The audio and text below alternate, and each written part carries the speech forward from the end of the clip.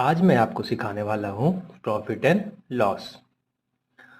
Profit and loss के basic questions मैंने पिछले वीडियोस में समझाए थे शॉर्ट ट्रिक मेथड से। अब मैं आपको कुछ एडवांस लेवल के क्वेश्चन और कुछ ऐसे क्वेश्चंस जो गवर्नमेंट एग्ज़ाम्स में सबसे ज़्यादा पूछे जाते हैं वो करवाऊँगा, वो भी शॉर्ट ट्रिक मेथड से। आज मैं आपको 3 तरह के एडवांस लेवल क्वेश्चंस करवाऊँगा।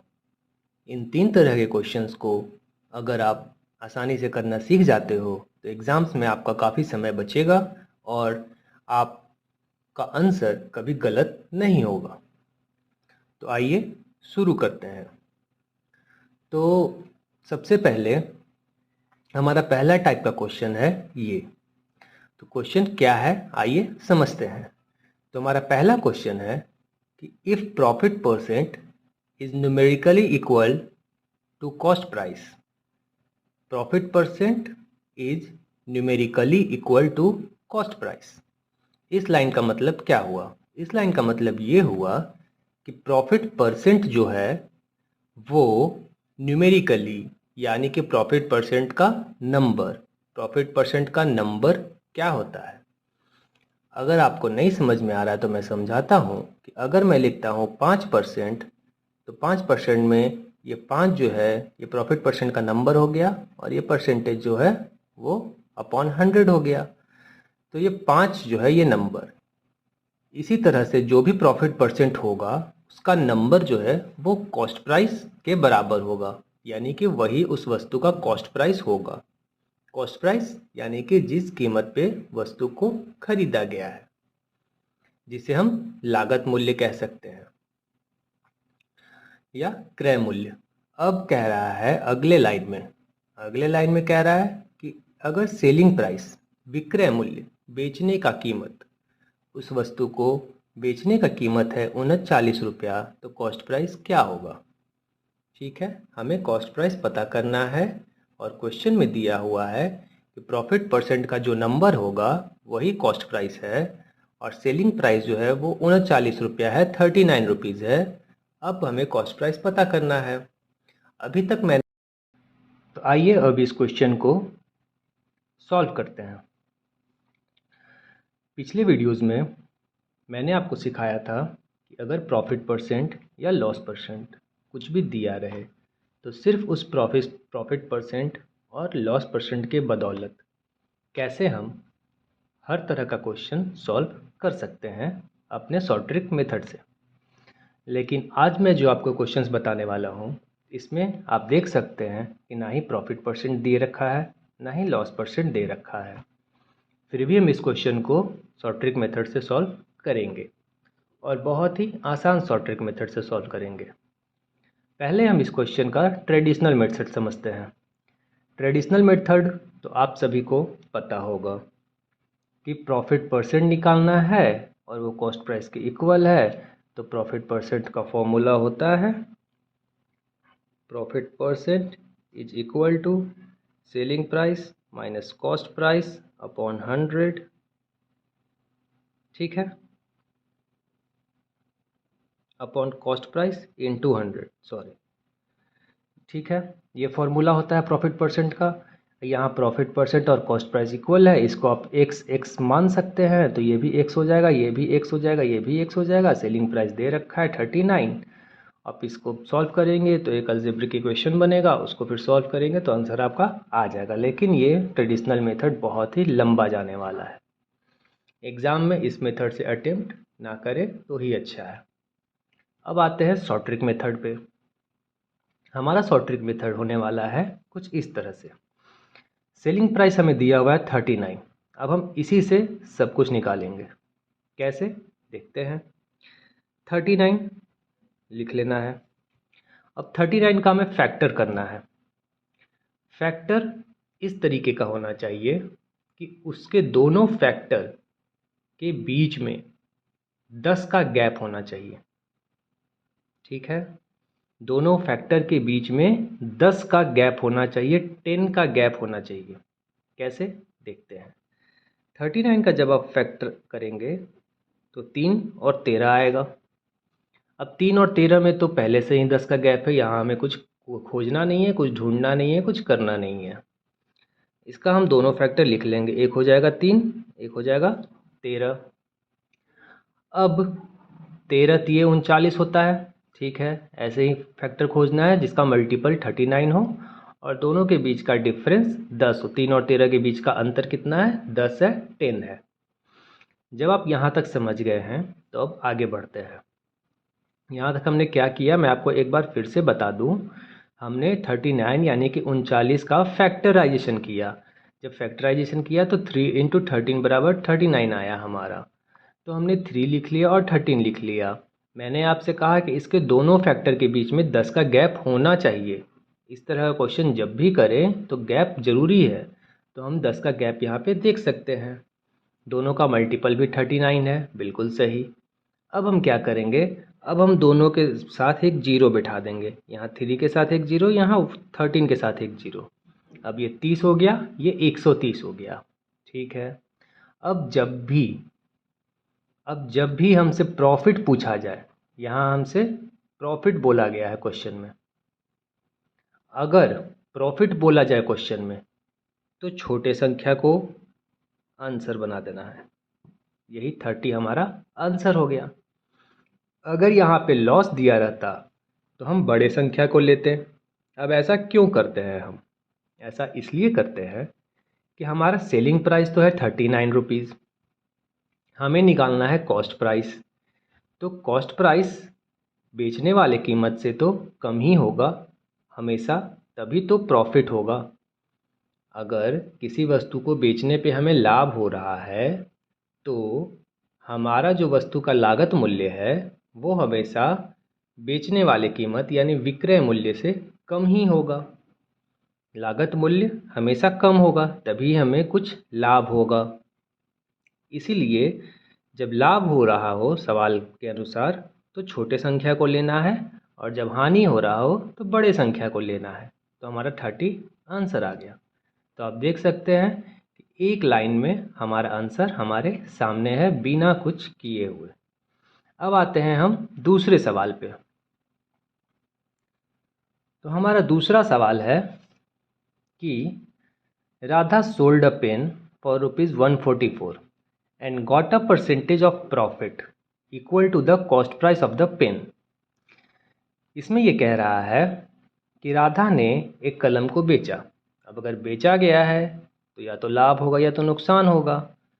बेचा कितने में? 144 में। हो क्या रहा है? लाभ हो रहा है, प्रॉफिट हो रहा है। और वो प्रॉफिट कितना है? तो वो प्रॉफिट है कॉस्ट प्राइस के बराबर। उस कलम का जो कॉस्ट प्राइस है उसी के बराबर प्रॉफिट हो रहा है न्यूमेरिकली। ये बात आपको याद रखना है, परसेंटेज नहीं, न्यूमेरिकली। तो उस कलम का कॉस्ट प्राइस कितना होगा? सवाल लगभग उसी तरह का है, तो हम शॉर्ट ट्रिक भी उसी तरह का लगाएंगे। तो हमें क्या दे रखा है? Selling price. कलम को कितने में बेचा? 144 में बेचा। हम लिख लेंगे 144। अब हमारा दूसरा स्टेप क्या होता है? 144 का फैक्टराइजेशन। 144 को तोड़ेंगे तो 2 से 72, 2 से 36, 2 से 18, 2 से 9, 3 से 3, ठीक है। इसके इतने सारे फैक्टर आए। अब हमें इसका दो ऐसा फैक्टर चाहिए जिसके बीच में 10 का अंतर हो। 10 का अंतर हो, इसका दो ऐसा फैक्टर जिसके बीच में 10 का अंतर हो। तो ऐसा फैक्टर हम देखते हैं तो 2 दूनी 4, दूनी 8 और 3 तिये 9, दूनी 18। ये 8 हो गया और ये 18 हो गया। 8 हो गया, 18 हो गया। अब 18 8 144 भी होता है और 18 माइनस 8 10 भी होता है। दोनों के बीच का अंतर 10 आ गया। तो हमारा आंसर लगभग हमारे सामने आ चुका है। इतना कर लेने के बाद हमें क्या करना है? दोनों के साथ एक एक जीरो बैठा देना है। दोनों के साथ एक एक जीरो बैठा देना है। अब जीरो बैठाते ही हमने आपको क्या सिखाया कि अगर प्रॉफिट है, लाभ है, तो छोटा संख्या हमारा आंसर हो जाएगा। अगर नुकसान होता तो बड़ा संख्या हमारा आंसर होता। तो कॉस्ट प्राइस कितना हो जाएगा? 80 रुपीज़। ठीक है, उम्मीद करता हूँ आपको ये दोनों क्वेश्चंस समझ में आ गया होगा। अब आते हैं हम दूसरे टाइप ऑफ क्वेश्चंस में। अब हमारा दूसरे तरह का क्वेश्चंस क्या कहता है वो देखते हैं। ये सेकेंड टाइप है एडवांस लेवल के क्वेश्चंस का। इस तरह के क्वेश्चंस भी आपके गवर्नमेंट एग्ज़ाम्स में काफ़ी पूछे जाते हैं। अब इस तरह के क्वेश्चंस को भी हम शॉर्ट ट्रिक मेथड से इसी तरीके से बिल्कुल आसानी से एक लाइन में करना सीखेंगे, जिससे आपका समय का बचत होगा और आंसर कभी गलत नहीं होगा। अब आइए देखते हैं। If apples are purchased at 11 for ₹10 and sold 10 for ₹11। इस लाइन को हम समझते हैं पहले। इस लाइन में ये कह रहा है कि कुछ सेबें हैं, सेब फल होता है, उसको 11 सेब को 10 रुपये में ख़रीदा जाता है। 11 सेब को 10 रुपये में ख़रीदा जाता है और 10 सेब को 11 रुपये में बेचा जाता है। अब बताइए कि प्रॉफिट या लॉस? खरीद बिक्री हो रहा है तो लाभ या हानि तो होना ही होना है। तो लाभ या हानि क्या हो रहा है और उसका प्रतिशत निकालना है हमें। यानी अगर लाभ हो रहा है तो लाभ प्रतिशत, हानि हो रहा है तो हानि प्रतिशत। अब हम देख रहे हैं यहाँ कि 11 सेब खरीदा 10 रुपये में, लेकिन बेचा 10 सेब 11 रुपये में। तो लाभ हो रहा है हानि हो रहा है, ये इससे तो समझ में नहीं आएगा। आज मैं आपको इस तरह के सवाल का एक ऐसा ट्रिक बताने वाला हूँ जिससे कि आप सवाल देखते ही बता दोगे कि आंसर क्या होगा, क्योंकि इस तरह के क्वेश्चंस का आंसर सवाल में ही छुपा होता है। तो आइए देखते हैं। मैं आपको इस तरह के क्वेश्चंस को करने का 2 ट्रिक बताऊंगा। ठीक है, दोनों में से आपको जो भी ट्रिक आसान लगे आप उस ट्रिक को अपना लेना। हमारा पहला ट्रिक है, 11 सेब को 10 में बेच रहा है, तो 11 सेब को 10 में ख़रीद रहा है, तो 11 10 में ख़रीदा। अब 10 सेब को 11 में बेच रहा है, तो 10 सेब को 11 में बेच दिया। अब हमें करना क्या है? हमें शुरुआत करना है 11 से 11 को गुना करना है। सबसे पहले इस 11 से इस 11 को, यानी नीचे वाले दूसरी संख्या को ऊपर वाले पहली संख्या से मल्टीप्लाई करना है। तो क्या आ जाएगा? 121। अब इस 10 को इस 10 से मल्टीप्लाई करना है। इसको आप क्रॉस मल्टीप्लिकेशन समझते ही हो। तो 10 को 10 से करेंगे, यहाँ माइनस लिखेंगे और 100 लिख देंगे। पहले हमने क्या किया? 11 को 11 से किया तो 121, 10 को 10 से किया तो 100, माइनस लिखा हुआ है तो कितना आ गया? 21। ये जो 21 आया यही हमारा प्रॉफिट हो गया। अब हमें प्रॉफिट परसेंट निकालना है। तो प्रॉफिट परसेंट निकालने के लिए हम क्या करेंगे? 21 बटा जो बाद में आता है संख्या। पहले आया 121, ये पहले आया, ये बाद में आया। तो जो बाद में आता है उसी को हम कॉस्ट प्राइस मानेंगे। प्रॉफिट के नीचे कॉस्ट प्राइस जाता है तो उसी को कॉस्ट प्राइस मानेंगे और इनटू 100, तो क्या हो जाएगा? 21% आंसर। ठीक है, 11 सेब 10 रुपये में ख़रीदा और 10 सेब 11 रुपये में बेचा। इसको इस तरीके से लिख लेना है। सबसे पहले नीचे वाले को ऊपर वाले से मल्टीप्लाई करके लिख लेना है, उसमें से फिर माइनस करना है। क्या माइनस करना है? नीचे वाले को ऊपर वाले से मल्टीप्लाई करते हुए क्रॉस 100 जो आता है वो हमारा प्रॉफिट हो गया। हमसे परसेंटेज पूछा है तो profit upon cost price. Cost price कैसे ज्ञात करेंगे? तो जो संख्या बाद में आता है माइनस के बाद में वही हमारा कॉस्ट प्राइस होता है, और फिर 100 से गुना करेंगे तो हमारा परसेंटेज आ जाएगा 21%। अब मैंने आपसे कहा था कि मैं आपको 2 ट्रिक बताऊंगा। दूसरा ट्रिक भी बताता हूँ, वो भी बिल्कुल इसी तरह आसान है। आप देख सकते हैं कि 11 सेब है पहले और बाद में कितना सेब है? यहाँ 11 सेब है और यहाँ 10 सेब है। अब 11 सेब है और 10 सेब है, 10 सेब है, ठीक है। 11 सेब को, ये हो गया हमारा एप्पल, खरीदा कितने में? 10 में, तो ये हो गया क्या? Cost price. 10 सेब को बेचा कितने में? 11 में, तो ये हो गया सेलिंग प्राइस। अब आप देख सकते हैं कि हमें दिया है कॉस्ट प्राइस 11 सेब का और सेलिंग प्राइस 10 सेब का। इसमें प्रॉफिट निकालना तो मुश्किल है, अगर ये शॉर्ट ट्रिक ना लगाएं तो नहीं मुश्किल है। तो इसके लिए हम क्या करेंगे? सेबों की संख्या अगर हम बराबर कर लें, अगर हमें पता हो कि बराबर से हो उतना ही सेब खरीदा जा रहा है जितना कि बेचा जा रहा है, तो हमें प्रॉफिट निकालना बहुत आसान हो जाएगा, क्योंकि इस फलों की संख्या बराबर हो जाएगी। तो बराबर करने के लिए हम क्या करते हैं? एलसीएम निकालते हैं। तो एलसीएम निकालेंगे तो क्या हो जाएगा? एलसीएम 11 गुने 10 हो जाएगा। तो 11 गुने 10 और यहाँ क्या हो जाएगा? 10 गुने 11, तो ये क्या हो जाएगा? 110, और ये भी हो जाएगा 110। अब 110, इसको 10 से गुना किए तो इसको भी 10 से गुना करना पड़ेगा। इसको 11 से किया हमने तो इसको भी 11 से करना होगा, तो ये हो जाएगा 100 और ये हो जाएगा 121।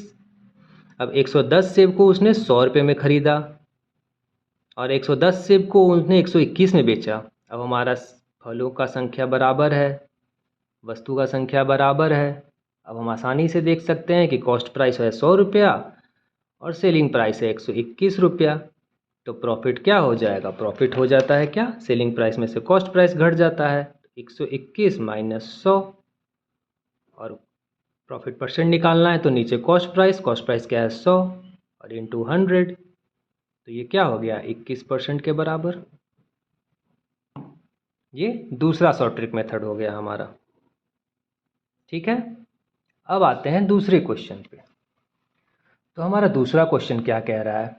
दूसरा क्वेश्चन कह रहा है कि a girl purchases lemon at 4 for ₹3 and sells them at 5 for ₹4, then find her profit और लॉस परसेंट।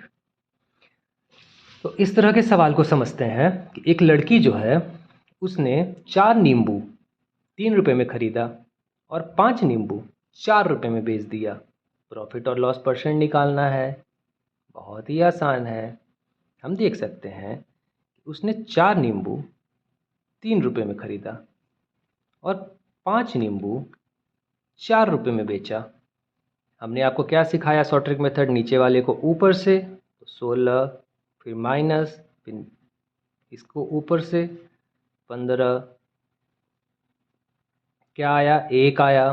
कॉस्ट प्राइस क्या हो जाएगा? बाद वाला 15 गुने 100, तो 5 दिए 5 20 बराबर हो गया 3 6 18 2। आंसर, इतना प्रॉफिट हुआ, इसको लाभ हुआ है। अब आप एक चीज़ समझ लो कि यहाँ पूछ रहा है कि प्रॉफिट और लॉस, प्रॉफिट और लॉस। हमें कैसे पता चल रहा है कि लाभ हो रहा है या हानि हो रहा है? यहाँ तो हमें समझ में आया कि सेलिंग प्राइस ज़्यादा है, कॉस्ट प्राइस कम है, तो लाभ हो रहा है, लेकिन यहाँ कैसे पता चलेगा? तो जब भी संख्या पॉजिटिव आए, घटाने के बाद संख्या पॉजिटिव आए, घटाने के बाद संख्या पॉजिटिव आए, 1 आ रहा है यहाँ 21 आ रहा है, जब तक पॉजिटिव आए प्रॉफिट हो रहा है, और जब संख्या घटाने के बाद निगेटिव आए तो लॉस हो रहा है, ठीक है। संख्या अगर पॉजिटिव आ रहा है तो प्रॉफिट हो रहा है, संख्या अगर नेगेटिव आ रहा है तो लॉस हो रहा है। सिंपल तरीका, आंसर आ गया। अब हम दूसरे तरीके से भी देख लेते हैं। दूसरा तरीका मैंने आपको बताया था कि 4 नींबू 3 रुपये में, 5 नींबू 4 रुपये में, ये है कॉस्ट प्राइस, ये है सेलिंग प्राइस, ये है लेमन्स। अब 4 और 5 को बराबर कर लेंगे। बराबर करने के लिए एलसीएम होगा 20। 20 करने के लिए क्या करेंगे? 4 गुने 5 और 5 को 5 गुने 4। इसको 5 से किया तो इसको भी 5 से करना पड़ेगा, इसको 4 से किया तो इसको भी 4 से करना पड़ेगा, तो ये हो जाएगा 20, ये हो जाएगा 15। 20 नींबू 15 रुपये में ख़रीदा और इसी 20 नींबू को कितने में बेचा? 16 रुपये में। अब 20 नींबू को 15 में ख़रीदा और 16 में बेच दिया, तो प्रॉफिट क्या हो गया, 16 माइनस 15, 16 माइनस 15, 16 माइनस 15 कितना हो गया, 1 रुपया। और कॉस्ट प्राइस हमारा कितना है, 15 रुपया। कॉस्ट प्राइस 15 रुपया, 3 गुने 5, 15 रुपया। और प्रॉफिट परसेंट निकालना है तो गुने 100। तो ये कितना हो जाएगा, 5 3 5 20, 20/3, यानी कि 3 6 18, 2 20% आंसर। उम्मीद करता हूँ आपको ये टाइप भी समझ में आ गया होगा। अब आते हैं तीसरे टाइप पे। ये हमारा तीसरा और आखिरी टाइप है प्रॉफिट एंड लॉस का। प्रॉफिट एंड लॉस के इन 3 तरह के क्वेश्चंस अगर आप शॉर्ट ट्रिक मेथड से करना सीख गए तो एग्ज़ाम में आपको प्रॉफिट एंड लॉस के क्वेश्चन कहीं भी दिखेंगे, आप उसको पकड़ के रगड़ दोगे। आप बिल्कुल भी देरी नहीं करोगे उस क्वेश्चंस को करने में, और वो क्वेश्चन का आंसर आपका 100% एक्यूरेसी के साथ सही होगा। अब आते हैं क्वेश्चन पे। तो ये तीसरी तरह का क्वेश्चन कहता है कि if the CP of 18 mangoes, 18 आम का cost price is the same as the selling price of 16 mangoes, बराबर है, किसके बराबर है, 16 मैंगो के सेलिंग प्राइस के। 18 मैंगो का कॉस्ट प्राइस 16 मैंगो के सेलिंग प्राइस के बराबर है। तो गेन परसेंटेज पता करें, प्रॉफिट परसेंट पता करें। कुछ आम है उसको बेचा गया, अब बेचा गया है तो लाभ या नुकसान तो होगा ही होगा। अब लाभ या नुकसान तो हो रहा है भाई, लेकिन हमें क्वेश्चन में दे रखा है कि 18 मैंगो का सीपी जो है, कॉस्ट प्राइस जो है, वो सेम है 16 मैंगो के सेलिंग प्राइस के। 18 मैंगो का कॉस्ट प्राइस जो है वो 16 मैंगो के सेलिंग प्राइस के बराबर है। अब पता करना है हमें कि प्रॉफिट हो रहा है या लॉस हो रहा है।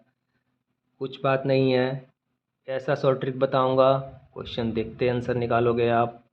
बिल्कुल आसान सा शॉर्ट ट्रिक। तो आइए शॉर्ट ट्रिक सीखते हैं। क्वेश्चन आप समझ गए हैं। 18 मैंगो का कॉस्ट प्राइस जो है वो 16 मैंगो के सेलिंग प्राइस के बराबर है।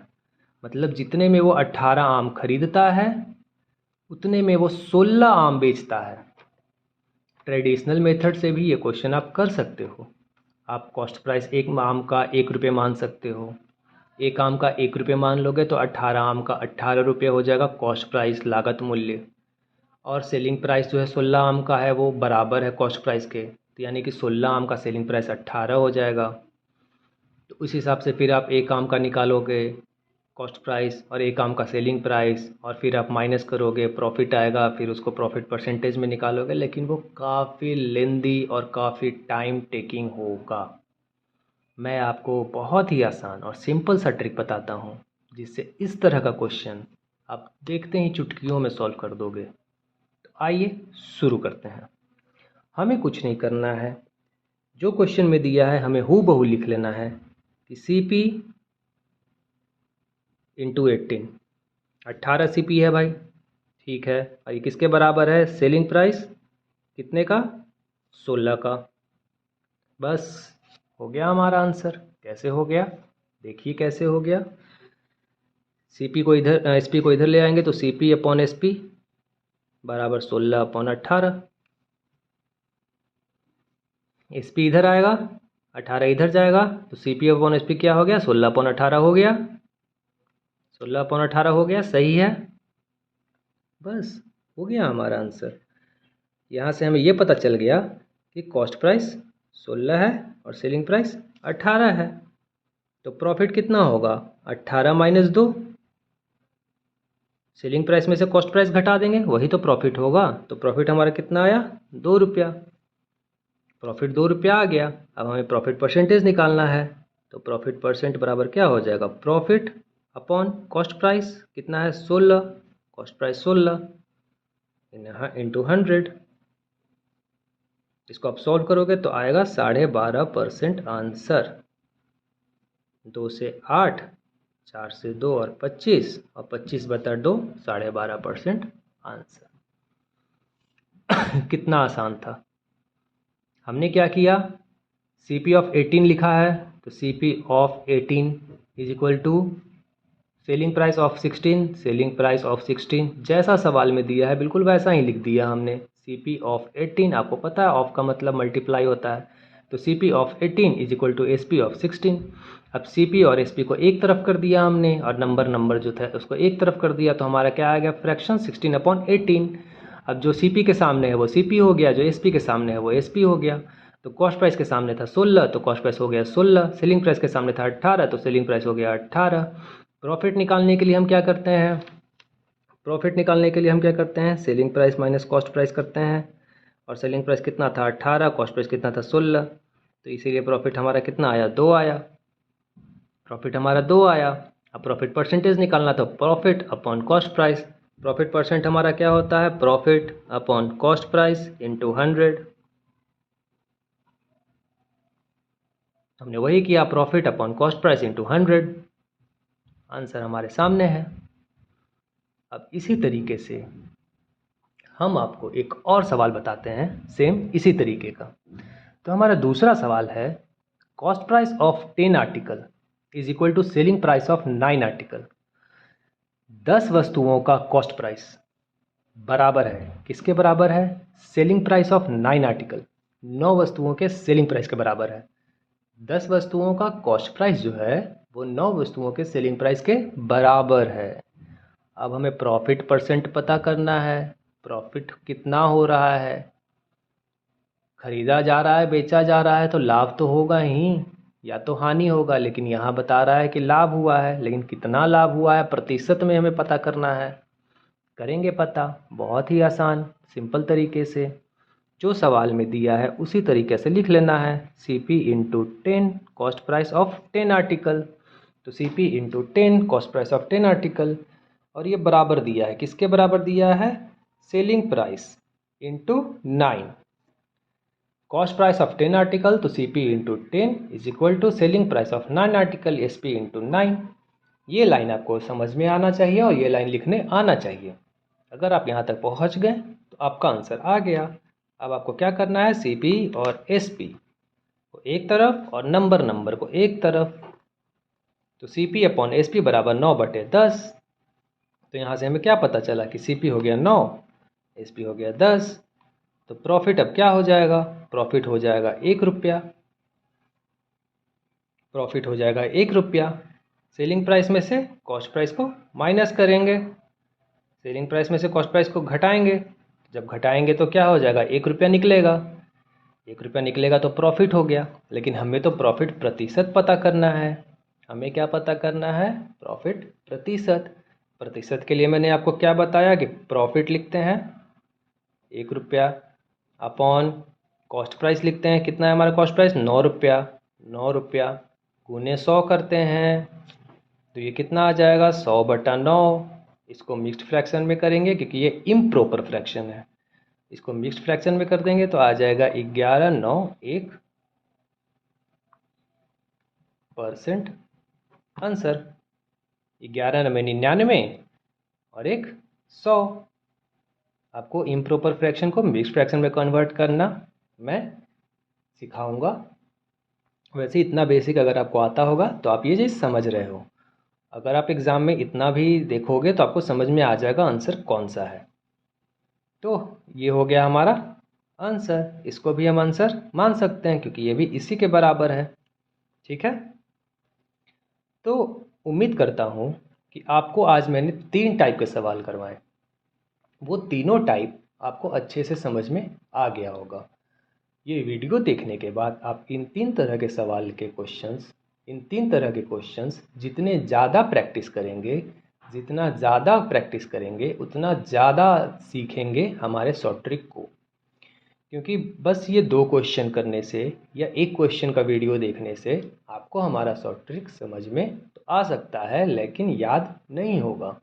उसको लगातार निरंतर प्रयास करने से ही आपको वो याद होगा कि किस तरह के क्वेश्चन में कैसा शॉर्ट ट्रिक लगाना है और कैसे जल्दी से सॉल्व करना है। तो आप लोग कृपया करके ये कोशिश करें कि ज़्यादा से ज़्यादा क्वेश्चन आप इन 3 तरह के क्वेश्चंस को आप ज़्यादा से ज़्यादा प्रैक्टिस करें। जितना ज़्यादा क्वेश्चन आप प्रैक्टिस करेंगे आपका शॉर्ट ट्रिक लगाने का अप्रोच उतना ही अच्छा हो जाएगा। तो प्रॉफिट एंड लॉस आज ख़त्म होता है। अब मैं अगली बार एक नए टॉपिक के साथ आऊँगा। तब तक के लिए हमारे वीडियोस को आप लाइक करें, शेयर करें, ढेर सारा कमेंट करें और सब्सक्राइब करें। धन्यवाद।